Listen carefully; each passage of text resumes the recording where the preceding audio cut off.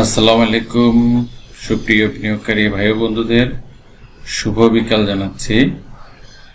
আমরা গত শনিবারে যে ভিডিওটা আমরা দিয়েছিলাম 27 ফেব্রুয়ারি, সেদিন আমরা যে প্রেডিকশনগুলো করেছিলাম মার্কেট মোটামুটি সেই প্রেডিকশন মোতাবেকই চলছে।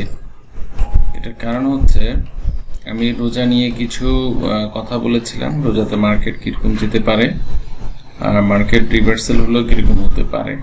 তো মার্কেট স্বাভাবিকভাবে যদি রোজা না থাকতো তাহলে আমরা অনেকটা ধরে নিয়েছিলাম মার্কেট রোজা না থাকলে এই জায়গা থেকে মোটামুটি একটা রিটেস্ট করে বাজার উঠে যেত।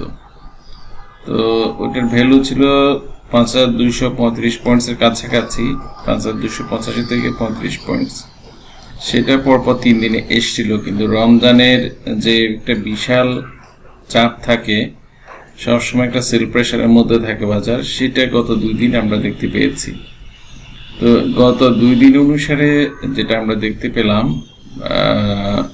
গত দিনও মোটামুটি একটা সাস্টেন লেভেলের মার্কেট ছিল। আজকে মোটামুটি যেখানে পড়েছে সেটার জন্য আমরা নিজেরা প্রস্তুত ছিলাম আগের থেকে, কারণ যদি কোনো কারণে 5230 পয়েন্টসের সাপোর্টটা ভেঙে যায় তাহলে আমরা লাস্ট সাপোর্ট এরিয়া ছিল 5182 থেকে 5210 পর্যন্ত। এখন সেই জোনের মধ্যে আজকে বাজার চলে আসছে। আমাদের হাতে এখন 2টা অপশন আছে।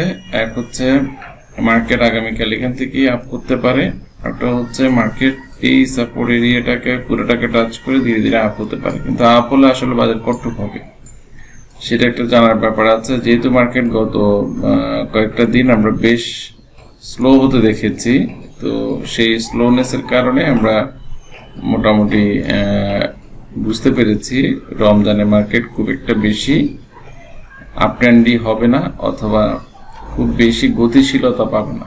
তো গতিশীলতা না পেলে মার্কেট যদি আগামীকাল 5175-76 পর্যন্ত চলে এসে মার্কেট উপরে গিয়ে ক্লোজ করতে পারে বা একটা রিভার্সাল ক্যান্ডেল তৈরি করতে পারে, দেন আমরা ধরে নিব 5230 পয়েন্টস পর্যন্ত বাজার গিয়ে আবার বাজার কারেকশনে চলে আসবে।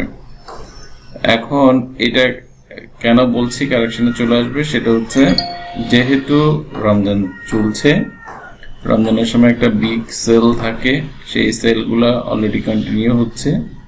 তো সেটা প্রেক্ষিতে যেহেতু পড়তে পড়তে একটা সময় একটা সাপোর্ট পাবেই, সেটা পাওয়ার জন্য তো সেই বাড়াটার জন্য আমাদের এই অনুমান। তো সেটা প্রেক্ষিতে আমরা গত দিন আলোচনাতে একটা কথা বলেছিলাম, যদি মার্কেট পজিটিভ যায় কি টাইপের শেয়ারগুলো যাবে, আর মার্কেট যদি নেগেটিভ যায় সেখানে কি টাইপের শেয়ারগুলো যাবে। সেখানে আমরা 3-4টা শেয়ার আলোচনা করেছিলাম, আফতাবটো, ইফাদটো, আইপিডিসি এবং মালিক স্পিনিং। তো সবগুলো যদি আমরা হিসাব করি এখনো 2-3%ও এগুলো পড়েনি।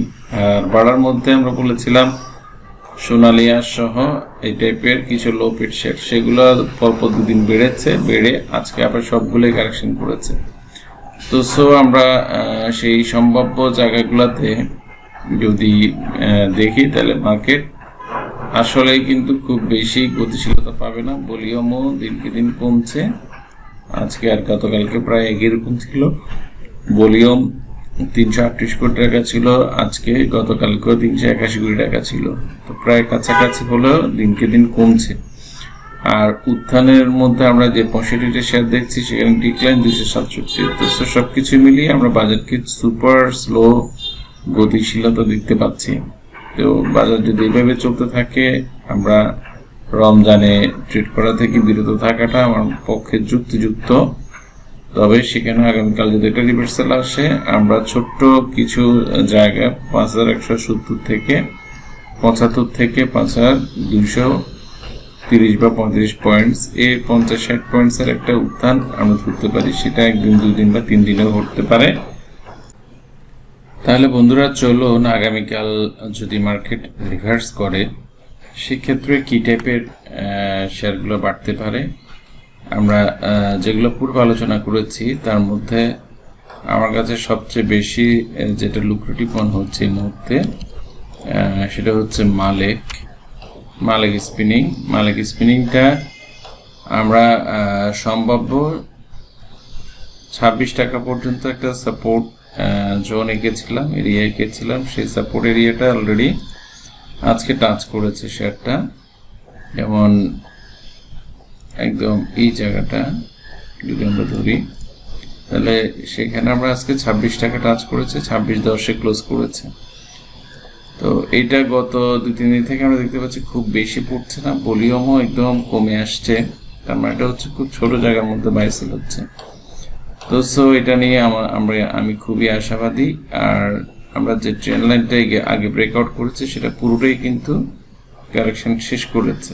তো সেক্ষেত্রে একটা মজাদার একটা সাপোর্ট এসছে। যে ক্যান্ডেলগুলো হয়েছে এগুলো কোনোটাই রিভার্সাল না। আগামী দিন আশা করছি একটা রিভার্সাল ক্যান্ডেল আসবে। যদি ভলিউমও আসে তাহলে আমরা এই শেয়ারটাতে 2 দিনের জন্য একটা এন্ট্রিতে যেতে পারি। তো সেটা এন্ট্রি নিতে গেলে 25.90 থেকে 26.10 এই রেঞ্জ 20 পয়সার মধ্যে। আর এটার স্টপ লস নির্ধারণ করতে হবে 25 টাকা 50 পয়সা 40 পয়সার নিচে, আর টার্গেট হচ্ছে 27 টাকা 50 পয়সা। তো সো দ্যাট টাকার জন্য আমরা একটা রিস্ক নিতেই পারি। আরেকটা হচ্ছে ইফা.ও সেই জোনের মধ্যে এসছে।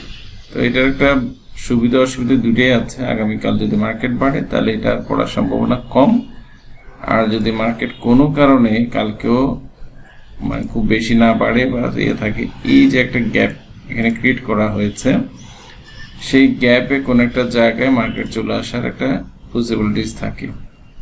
তো এই ক্ষেত্রে আমরা তখন এটাকে 23 টাকা 80-90 পয়সা যদি আমরা বাই করি, সেই ক্ষেত্রে স্টপ লস কিন্তু অনেক নিচে 22 টাকা 60 পয়সা। 1 টাকা 10-20 পয়সার জন্য আমরা এই স্টকটা নিব কিনা সেটা আগামী দিন বাজার পরিস্থিতি দেখে আমরা বিবেচনা করব। যদিও অ্যানালাইসিসটা খুব লুক্রেটিভ না, বাট মার্কেট যদি ভালো করে এই শেয়ারগুলো ভালো করতে পারে। তো ধন্যবাদ, সবাই ভালো থাকবেন।